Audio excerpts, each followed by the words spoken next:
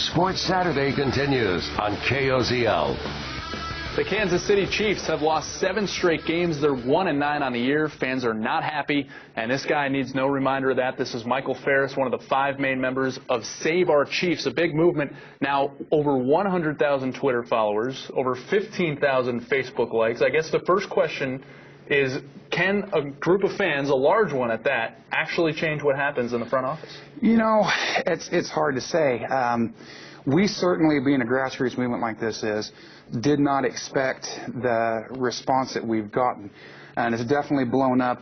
We don't think there's any coincidence that the quarterback got benched 2 weeks after we flew that first banner. So it's possible. You know, I guess we'll see. Hopefully time will tell. Yeah, it's been quiet, Clark, I guess, in the front office throughout this whole thing. I know a couple of weeks ago I read that there hadn't been a response to you guys from the organization itself. I would imagine that that has still been the case. Oh, yeah. No, they're not. They're not talking to us. We haven't heard anything from them at all on any level. Okay, and obviously the sweatshirt referencing last week's blackout, you had a big part of that against Cincinnati. Your estimate's about 15,000 partaking in that. Is that something you plan to continue? 3 home games left, including tomorrow. Yeah, the original plan was not. It was going to be a one-time deal. However, the response was so overwhelming. We had folks coming up to us in red who said they couldn't bring themselves to wear black, but told us we were doing the right thing and wanted us to keep going. Yeah, the group's main initiative, obviously, is to fire General Manager Pioli. Yeah. Beyond that, what else? Really, that's all. We just want to fix the leadership. We truly believe in our heart of hearts that Clark Hunt and that whole family cares about the Chiefs. They want to see them winning. They wouldn't have gone out and got the best guy for the job on paper, who was Scott Pioli in the first place in 2008. But leadership's broken, and that much is clear. There's a long list of things that I could go down showing the epic failures of Scott Pioli. Michael, how long has this group been around? I mean, it's blown up. I think last week when I originally called you, there were about 78,000 Twitter followers, enough to basically fill Arrowhead. Now, you know, you're 25,000 beyond that. How did it start, and how long has it been going on? You know, it actually started after the San Diego home game. A gentleman named Marty McDonald started the Save Our Chiefs movement.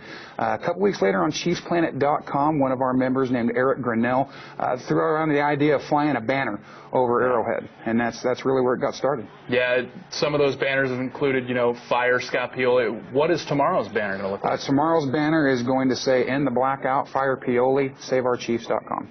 Obviously support from within the movement.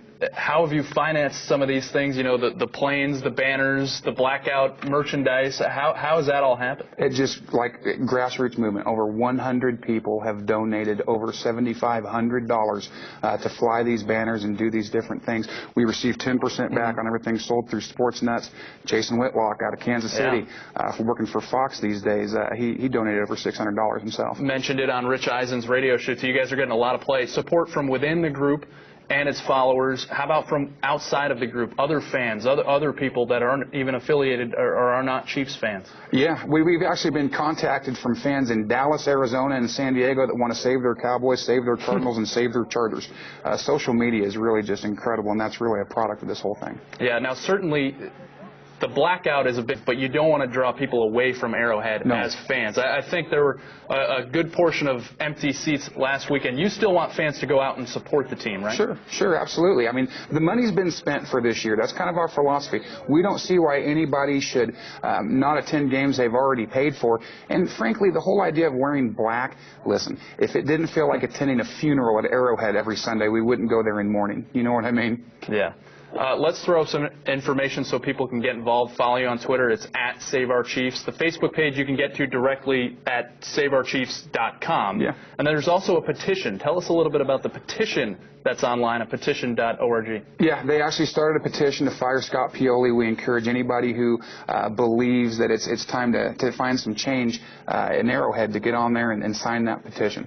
I've actually gotten on Facebook and asked my friends to sign it regardless. Good. Well, and that's change.org, I should correct myself, and you can look for it on that website. Absolutely. All right, Michael Farris from Save Our Chiefs, thanks for joining us, and good luck. We hope they can save them. Hey, I appreciate the opportunity to talk about it. Thanks very much, Nick. Thanks.